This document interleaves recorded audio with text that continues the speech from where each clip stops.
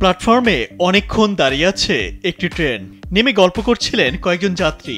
এ সময় প্ল্যাটফর্মের নিচে নিচে রিল ভিডিও তৈরি করছিলেন এক তরুণী, আর তাতেই বাধে বিপত্তি। তরুণীকে সজোরে ধাক্কা দিয়ে বসেন এক যুবক, আর তা নিয়ে ঝামেলায় জড়ান দুজনই। আলোচিত এই ঘটনা ঘটেছে ভারতে।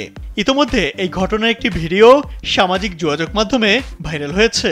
ভিডিওতে দেখা যায় ট্রেন থেকে প্ল্যাটফর্মে নেমে নেচে নেচে রিল তৈরি করছেন এক তরুণী।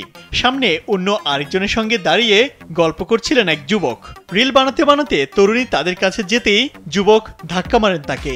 সঙ্গে সঙ্গে রিল বানানো বন্ধ করে যুবকের সঙ্গে বাকবিতণ্ডা জড়িয়ে পড়েন তরুণী। ঝামেলা শুরু হয় তাদের মধ্যে। যুবককে রেগে গিয়ে বলতে শোনা যায়, এটা রিল বানানোর জায়গা, এভাবে মানুষের অসুবিধা করেন আপনারা। তরুণী পাল্টা বলেন, আপনি কি পাগল?